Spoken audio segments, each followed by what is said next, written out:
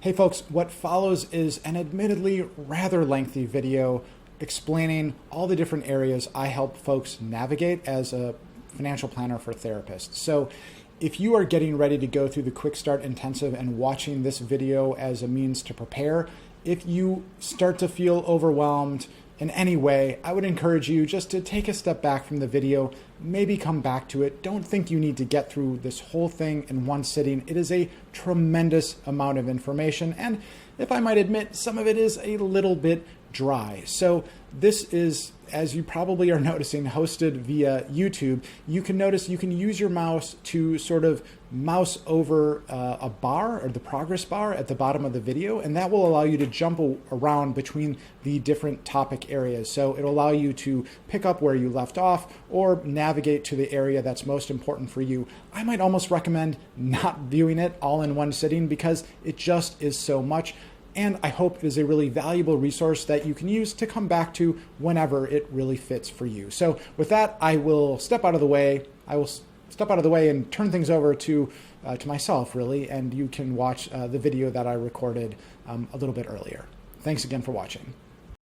Hey everyone, my name is David Frank. I am a financial planner and the founder of Turning Point Financial Life Planning, where I use the tools of financial planning to help therapists grow their impact and build lives that they love. Welcome to this video, and today what I'm going to do is walk you through this slide deck that I use as part of my Quick Start Coaching Intensive to help people navigate and get their arms around all the different important areas in their financial life. And whether you decide to ultimately go through the Quick Start Intensive, or maybe you've already completed part of the Quick Start Intensive, I think today's presentation is going to offer you a valuable framework through which to navigate and assess your financial life, and it will also include some rules of thumb or best practices for you to consider. And you should also know, if you are interested in downloading or taking a look at the slide deck that I'm covering here today, below this video there should be a link where you can access a copy of the presentation and even create your own version or create a copy of the template such that you can modify it or just retain it for your own personal planning purposes. All right, so with that said, I'm going to move myself down into the corner over here and start walking through this deck. So the first slide here, I just want to talk about the 6 different areas that I help people navigate through, and I've categorized them into 3 different primary areas. The first area, or first grouping or vertical, is all around cash flow. How is money coming into your life and how is it going out of your life? So it comes into your life primarily through your earnings, through your private practice. It flows out of your life through spending that you have in your personal life. So these are 2 foundational pieces that we'll want to focus on. Then the next 2 items, the next vertical, is all about the stuff you kind of own. That includes investments, of course, as we can see in the lower slide here, and it also includes everything else that you own and everything else that you owe. That's what a balance sheet is. That is an admittedly kind of dorky accounting term. It simply is it's a report that categorizes or displays everything in your life. The assets, those are the things you own, and your liabilities, those are the things you owe, like credit card debt, mortgage debt, and, oh yeah, that pesky student loan debt. The final vertical or category, and I'm going to move myself a little bit more so I'm not blocking that. These last 2 are risk management and insurance. So this is thinking through what policies, what types of things do you put in place to help manage risk that's out there in the world and help you protect yourself and your loved ones. And then finally, estate and incapacity planning. This final vertical is the one that perhaps people like to think about the least, but it is nonetheless quite important to at least contemplate. So moving forward, you might wonder, what is the point of any of this?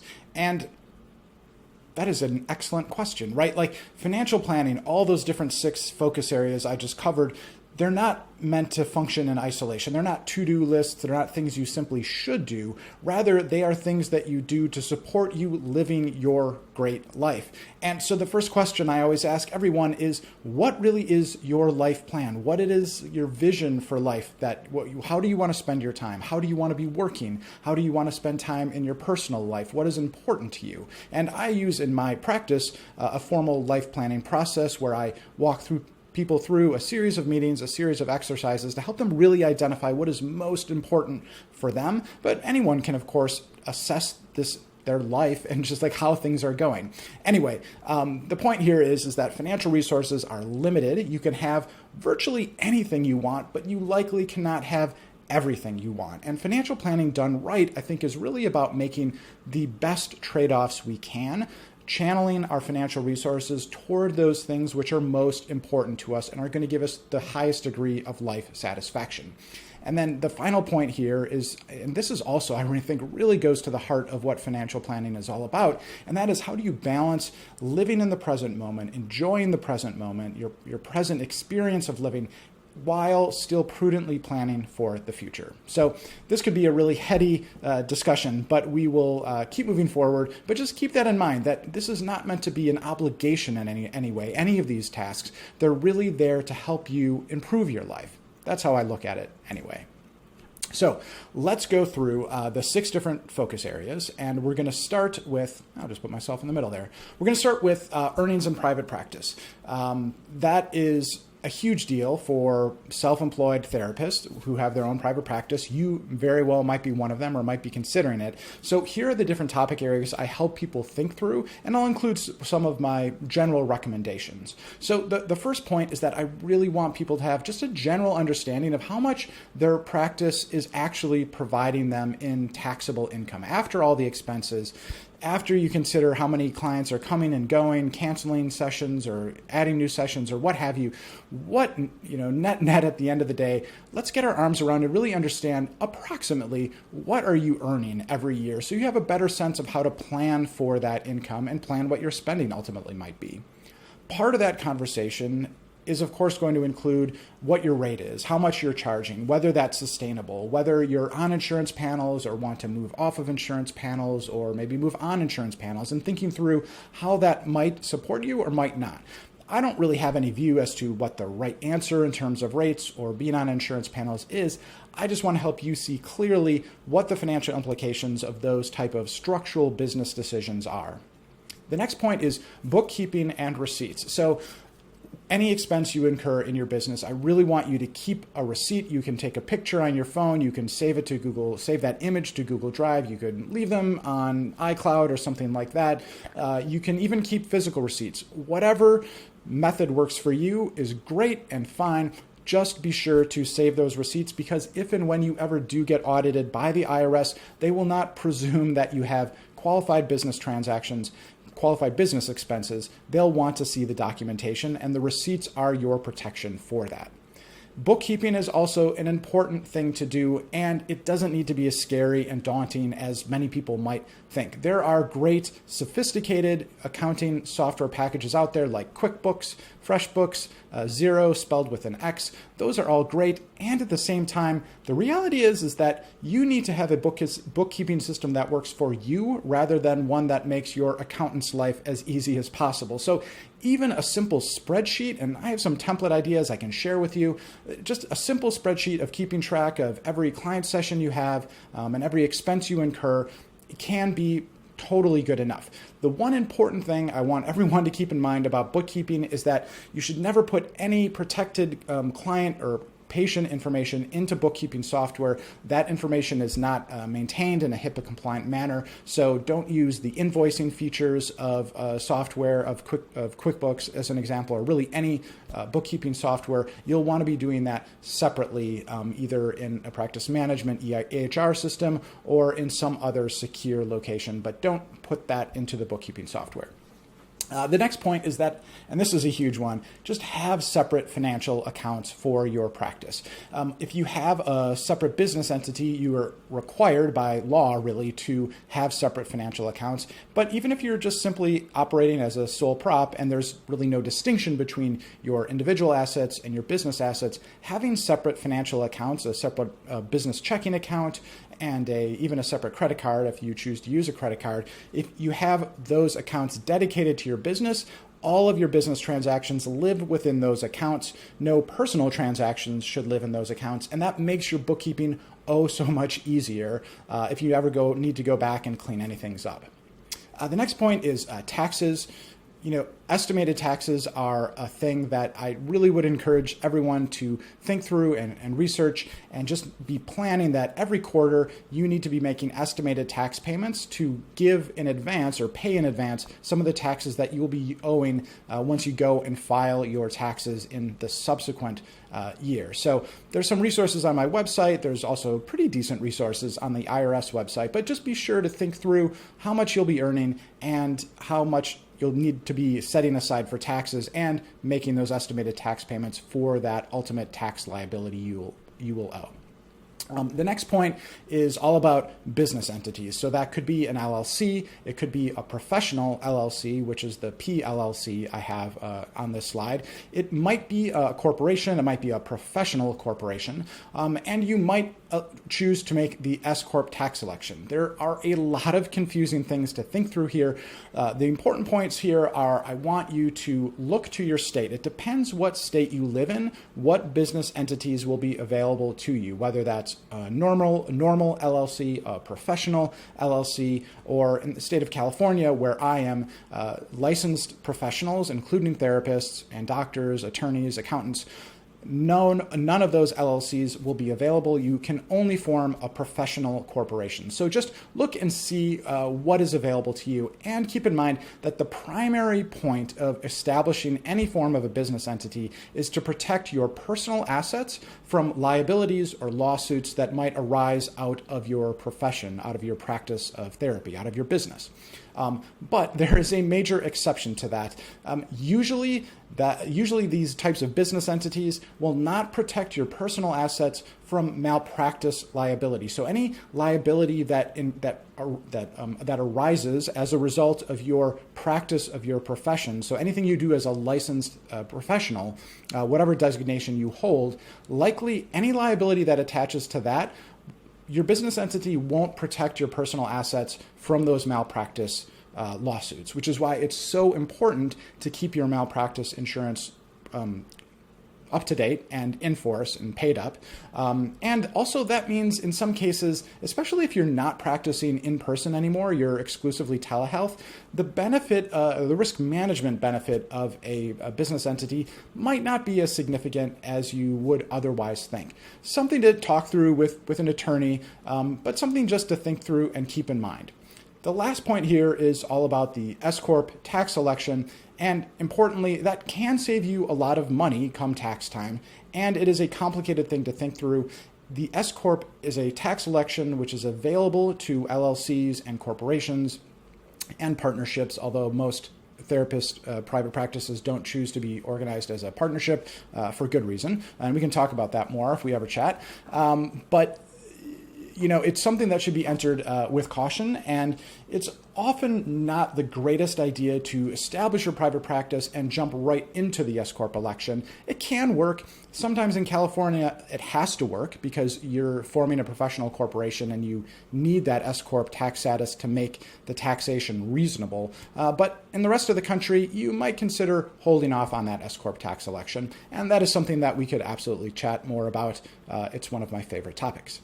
The final bullet point here is no rule of thumb about growing your earnings beyond the couch, but maybe that's something you want to do, whether it's becoming an author, a speaker, starting an online course, moving into coaching, whatever it might be. I can help you think through what the financial implications of those types of moves would be, and I just really love putting some numbers on paper. So anything that, whether you're working with me or not, if you're thinking about expanding or modifying your business, I would really encourage you just to do some really simple, what I might call back of the envelope calculations to figure out what could this mean for you financially.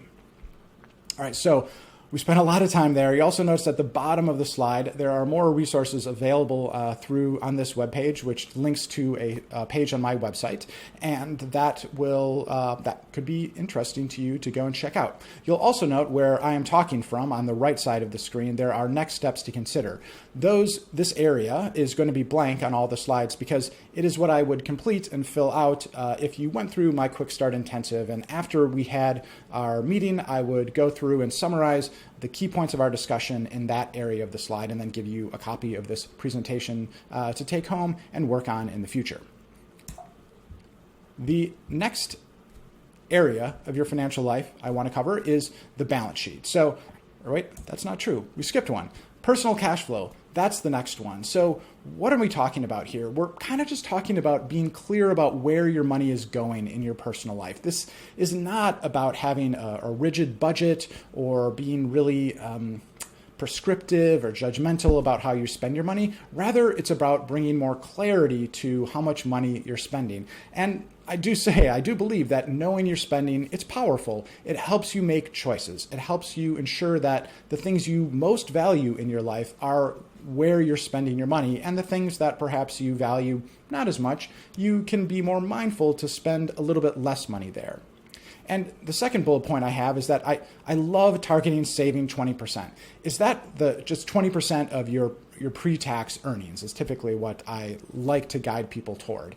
That is a good number for a lot of people. It's not always the perfect number. Sometimes you need to be saving more. Sometimes you can be saving a little bit less. It's a general rule of thumb, so it's not necessarily going to be perfect for anyone, but it's a general good guideline for everyone. That said, it simply isn't always possible to save at that high of a level, so I just like to have it as something to strive for, to try to move towards even if you can't get there today. And the next bullet point, I do like saying that it doesn't matter how much you're saving, especially in the beginning. It's most important that you cultivate the habit of starting to save. So getting in the practice of transferring even maybe just $5, $10, $20 from your checking account into some type of savings or investment account every month, just to begin to build that muscle of putting money away for the future. And at the end of the day, there are a lot of different tools you can use to track your spending. I'm generally kind of a fan of, at least in the beginning, just using pen and paper, a simple spreadsheet, a word processing document, just writing down what the transactions are. Of course, there are a ton of pretty good free tools out there like mint.com. There's You Need a Budget, which is not, a lot of people like it. I find it a little bit difficult to use, but there are all kinds of different approaches you could consider using. But I think it's most important to really find a tool that works best for you. So play around with different ways of tracking your expenses, and also it's entirely up to you. It's very personal about how detailed you want to be. You might find that you want to be very precise about all the amounts of money that you're spending, or on the other end of the spectrum, you might discover that you're saving really a very healthy amount, maybe even above 20%, and you just want to check in sporadically and make sure that your saving account balances are just continuing to increase. And then it might not be necessary at all to really track with a high degree of precision all the individual transactions that are occurring in your personal cash flow life. It's really up to you. I just, again, want to bring more clarity and intention to your spending. So then the next point would be the balance sheet. And this area is, again, about things that you own and things that you owe. So the first bullet point, one of the most important, one of the most foundational, and that is around emergency funds, both for your personal life and your professional life.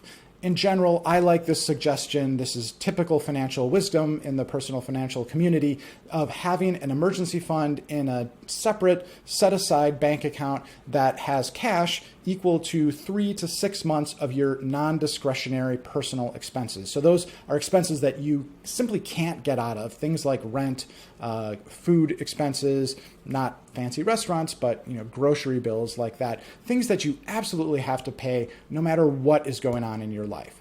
And there's a lot of good reasons to have that emergency fund. It just helps reduce financial anxiety. If for whatever reason you need to tap into those monies in some type of an emergency, you have an emergency fund just for that purpose. Equally, having something like that for your business, I think, can be really, really crucial, especially if you have a high degree of fixed expenses in your private practice. One of the biggest ones there might be rent expense. So putting aside in a dedicated bank account off to the side that you don't look at all the time, 3 to 6 months of expenses, non-discretionary, fixed expenses from your private practice is a really nice thing just to have that will help you navigate uncertainty and emergencies. Now, of course, you may not be able to have that degree of savings immediately right out of the gate. Of course, that's no big deal either. Just set aside a goal, start putting money away a little bit at a time, a little bit every week, a little bit every month, and just work up to that savings goal. The next point is around debt and student loans. Not a lot of general advice I can give here, but just know that student loans, over $100,000 in student loans, is really not an exception for therapists. It is more or less the rule. So don't feel that you're burdened with this debt, you're never going to get out of it. There are great options for you to explore. There are a lot of income-driven repayment plans available for federal student loans that can be very helpful to help you reduce your monthly payments if that is something you're looking to do. And there are great options to refinance debt into private lenders and reduce your interest rates. There are a lot of good solutions out there, and they're a little bit complex to navigate. So that is a great thing to reach out and discuss with me, and I can help you think through some of the options that might be available to you. The next bullet point is all about retirement accounts. And boy, this can be a really confusing area to navigate yourself. You have Roth retirement accounts, you have traditional retirement accounts. You might even have to navigate rolling over funds from prior retirement accounts from prior employers or from prior jobs you had. This can all be a lot. Again, there's no real general rules of thumb here, but if you are earlier in your career, I love the idea of opening a Roth IRA. You can contribute up to $6,000 as long as you have earned income in that year. That means money you've earned from a job. You can contribute up to $6,000 in a Roth unless you have income. I forget exactly what the income limitation is. It's in the mid 100,000. So as long as you're earning, under 100,000 or so, you can free and clear open a Roth IRA and just get started there. If you're earning over $100,000 per year, then there get to be some more complicated rules, and I would encourage you probably just to ping me and ask me what I think might be the best move for you, and that's absolutely something we can cover in the Quick Start Intensive as well. The next bullet is on taxable investments. And what the heck is a taxable investment? Well, it simply means that's an ordinary brokerage account that's investing outside of a retirement account. And the big advantage of these quote unquote taxable or ordinary brokerage accounts is that you have free access to that money anytime. You can move money into the accounts and out of the accounts. There's really no rules around them. The downside is that they don't offer any of the tax advantages that retirement accounts do. That said, I like investing in taxable accounts because it is so easy to access those funds. The thing I want to caution you against is just squirreling away all of your discretionary investments and savings into retirement accounts, especially early in your career, because you can't get access to those funds. There are some exceptions, but in general, it is much more difficult to gain access to those funds if you were to ever to need them. Now, that's not to say you shouldn't put any money in a retirement account. Retirement accounts are amazing, and I'm a huge advocate of using them. I just don't want you to blindly stuff all of your savings into a retirement account, and that's where a taxable account can really come in handy. The last couple points here, 529 educational saving plans, health savings accounts. These are something you can consider. A 529 is for future education expenses, often for children or other dependents, but you could also use those funds for your own continuing education as long as you're going to be funding qualified education expenses. So that's something we can think through. 529 plans are generally good things to use for children's future college expenses. And also high school expenses. There's other educational expenses beyond college 529s can fund, but it's a good long-term savings vehicle. Health savings accounts are also very nice plans. If you are a member of a high deductible health plan, that's a health insurance plan that you'd be part of either through your employer or even through the Affordable Care Act exchanges, then you can fund an HSA account. So that's something we could talk through. Not the most important thing to focus on, but an option that's out there. The final point is just thinking through real estate.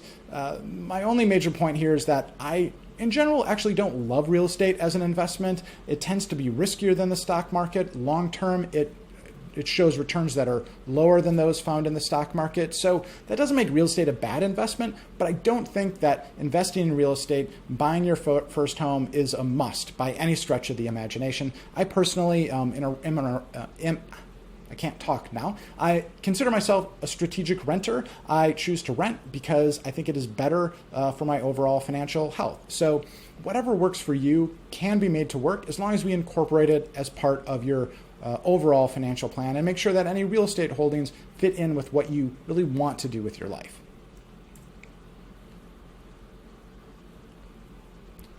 All right, so the next area, that of investments. And so we can keep this one a little bit quicker. Investments might feel like a very complicated thing to navigate. And to be fair, it is a confusing area. But the good news is for most people out there, and by most people, I mean really unless you have, I don't know, more than $5 million in investable assets, I think the best solution is to invest in mutual funds and ETFs that are passively managed, that are low cost, and are tax efficient. Those are a bunch of confusing terms. If you look at the link at the bottom of this screen, there are resources I have on my website that explain what all those different terms are. But I think especially if you're just getting started investing, I love using target date funds. And Vanguard is frankly one of my favorite providers of mutual funds in general, and they have some of these target date funds. Target date funds simply assign, they have a year, they're usually denominated in 5-year increments, so 2030, 2035, 2040. So you pick a fund with a date or a year that matches the year that you approximately think you will retire or step away from employment. And that way Vanguard or whatever mutual fund provider is managing those funds for you will automatically rebalance and change the allocation of that mutual fund to make it appropriate for your time horizon. So that is a really lovely solution to use getting started. As you journey closer toward retirement and you begin amassing a greater amount of financial resources in those mutual funds, then I think it does make sense to work with a professional like me to help make sure that those target date funds are still the best solution for you. In general, they're not the best solution for any situation, but they are a very good and very simple solution for a lot of people. So if you're just overwhelmed by starting to invest, definitely check out a target date fund. Some other points that I've kind of made elsewhere, I like the idea of making it automatic, set up an automatic recurring contribution that's sustainable and feels comfortable for you, and just make sure it happens every pay period or every month or every week, whatever works for you with your personal cash flow constraints. And also, as I said before, I like the idea of balancing your investments both in retirement accounts, which offer amazing tax advantages, and outside of retirement accounts in that taxable or brokerage account where you'll have easier access to that money. And finally, if you wish to invest in individual stocks or things like Bitcoin and other cryptocurrencies, I would encourage you to allocate 10% or less of your overall investment portfolio to those types of assets. I don't think there's necessarily anything wrong with them. However, they are typically highly speculative. They might work out in a really big way, but the reality is more frequently those types of investments don't work out. And by holding them to under 10%, that allows you to play around with things that you might be interested or passionate about while still maintaining your long-term financial security. All right, we're nearing the home stretch onto the risk management portion. And this is mostly about insurance, but it's also about looking at things like your credit reports. And we also talked about having an incorporated business entity like an LLC or a professional corporation for your private practice. And again, having a business entity like that is a piece of your overall risk management strategy. So while I don't talk about it in this slide, it is something important to keep in mind. So when we talk about risk management, you've got health insurance, things like auto insurance, homeowners or renters, all important things to have. I do encourage people, even if they're renters, to have a renter's policy. They're typically quite cheap. And not only do they provide protection for your assets, your like personal use assets like laptops, clothes, things of that, TVs, like things of that nature. That's helpful, but what's actually more important, at least in my view, is that it also affords some personal liability protection if someone were over at your residence and something were to happen, they were to sue you. Homeowners and renters insurance both provide some liability protection there, which is great when you need it. Hopefully you never do, but if you do, it's great to have, and it really is actually priced quite affordably. The next point is life insurance, and that is something that I really encourage everyone to have if anyone else depends on your earnings and your future earnings to live their life. So if you have children, certainly you'll want to have a certain degree of life insurance. If you have a partner or a spouse who's dependent on your earnings, you likely want to have an insurance policy on your life. And equally, if you have a stay-at-home partner or spouse who's taking care of children, you likely want to have life insurance on them as well, because if they were to sadly pass away, they are providing a lot of value. Like, you would need to find a way to offer childcare, just as a simple example, and having some extra money to navigate the loss and the grief process and the mourning as you transition through that really terrible and traumatic event. We hope it never happens, and yet having life insurance to help cushion the blow if something terrible were to happen can be really, really, really helpful. I always recommend, almost always, term insurance. It's cheap. It's easy to get. Look at term insurance. There are all kinds of more sophisticated whole life or permanent insurance policies out there. They're almost never, I think, a good move. So be cautious if anyone is trying to sell you a fancy insurance product. I think it is almost certainly a waste of money. The next point is disability and long-term care policies. Disability policies are not something I think everyone needs to have, but I do want everyone to think through whether having a disability policy would make sense for them. If you were not able to earn income, if you were to become disabled in some way and not able to earn income, what would you do? You have an emergency fund. You have some other assets you might be able to live off of, but just think through what might you do, what might you be able to turn toward in terms of financial resources to help you navigate that type of transition. At the end of the day, it is like there are a lot more people get disabled, at least short-term disabled, than people expect. However, a lot of times there is still some degree of work you can continue to perform. That might be a more challenging personal environment to navigate, and maybe you do want to have disability to sort of cushion that blow. There are a lot of great places you can get disability insurance. A lot of organizations, like in California here, CAMFT, I believe, offers a group disability policy that offers a little bit more favorable pricing. So something to just check around and see whether that's a good tool for you. Equally, long-term care insurance, that's an insurance policy that helps pay for primarily end-of-life costs, and those are very significant costs. They can easily reach into the hundreds, over $100,000 a year. Sadly, of course, it kind of fits that if it's insuring against a very expensive loss, the insurance policies themselves do tend to be expensive. It's not something you need to think through until really you get in your mid-50s or so, but that's about the point that I'd encourage you just to do some internet research, see what long-term care policies might be available to you, see if that fits as part of your overall financial plan, but it's not something you typically need to worry about until you get closer to that 55 or 60-year age bracket.